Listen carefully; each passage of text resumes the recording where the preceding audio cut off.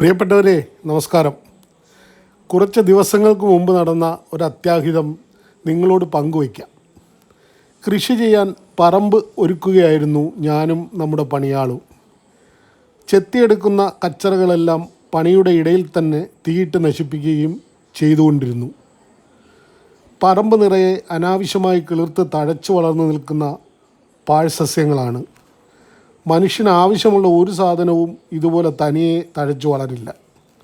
കുറച്ചുനാൾ വെറുതെ കിടന്ന പറമ്പായതിനാൽ നല്ലവണ്ണം പൊറ്റ പിടിച്ചിട്ടുണ്ടായിരുന്നു. നല്ല വളക്കൂറുള്ള മണ്ണാണ്. കൃഷി ചെയ്യേണ്ട ഭാഗം മാത്രമേ ഇപ്പോൾ വൃത്തിയാക്കുന്നുള്ളൂ. ചീനി, ചേമ്പ്, കാച്ചിൽ മുതലായവ നടാനാണ് ഞങ്ങൾ തീരുമാനിച്ചിരിക്കുന്നത്.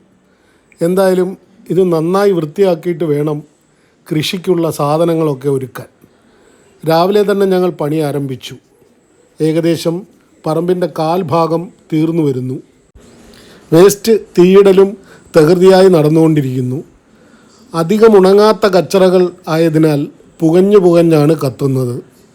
എങ്കിലും ബന്ധപ്പെട്ട് മണ്ണെണ്ണയൊക്കെ ഒഴിച്ച് ഞങ്ങൾ കത്തിച്ചുകൊണ്ടിരിക്കുകയാണ്. നല്ല രീതിയിൽ പുക ഉയരുന്നുണ്ട്. തൂമ്പ ഉപയോഗിച്ച് പുല്ല് ചെത്തിയതിന് ശേഷം പല്ലുചെരുപ്പിന് വലിച്ചു കൂട്ടി ഇടഞ്ഞ് മണ്ണ് കളഞ്ഞ് തീയിലിട്ട് കൊടുക്കും. അങ്ങനെ പണി പുരോഗമിച്ചുകൊണ്ടിരിക്കുമ്പോഴാണ് പെട്ടെന്ന് കാറ്റും മഴയും വന്നത്. പിന്നെ കേട്ടത് വലിയൊരു ശബ്ദവും നിലവിളിയും. പണിയായുധങ്ങളെല്ലാം എടുത്തെറിഞ്ഞ് ഞങ്ങൾ ഓടി വീടിന് വടക്കുവശത്ത് ചെന്നു. ഞങ്ങളുടെ വടക്കേ വീട്ടിൽ നിന്നാണ് നിലവിളി. നോക്കിയപ്പോൾ എൻ്റെ വീടിൻ്റെ അതിരിൽ നിന്ന ചാരുമരം ആ കാറ്റിൽ മറിഞ്ഞ് അവരുടെ പുരയുടെ മണ്ടയിൽ വീണ് കിടക്കുന്നു. ആകെ ഭയന്നുപോയി. എന്തായാലും ആർക്കും അപകടമൊന്നും ഉണ്ടായില്ല. വീടിനും കുഴപ്പമില്ല. സമാധാനം. വീടിന് പുറകിൽ ഒരു ഷെഡ് ഉണ്ടായിരുന്നു.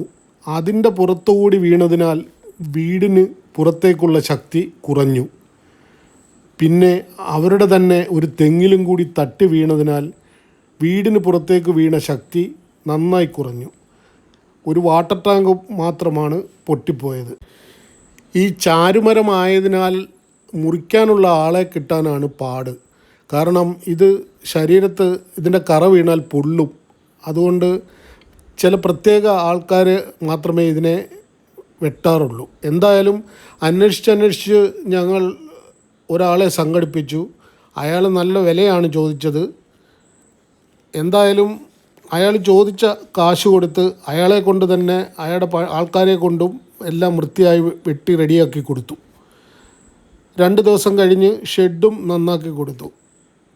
അങ്ങനെ പ്രതീക്ഷിക്കാതെ വന്ന ഒരു കാറ്റും മഴയും കാരണം എൻ്റെ പോക്കറ്റ് കീറിയെന്ന് പറഞ്ഞാൽ മതിയല്ലോ. ഈ മരത്തിന് പല നാട്ടിലും പല പേരിലാണ് അറിയപ്പെടുന്നത്. ചാര്, ചേരെന്നൊക്കെ പറയും. നിങ്ങൾക്കറിയാവുന്ന പേരുണ്ടെങ്കിൽ കമൻറ്റ് ചെയ്യൂ ഗൈസ്. കറ വീണ് പൊള്ളുന്നതിനേക്കാൾ ശക്തമായി ഞങ്ങളുടെ മനസ്സാണ് പൊള്ളിയത്. എന്തായാലും കാര്യങ്ങളൊക്കെ ശുഭം. Okay, by.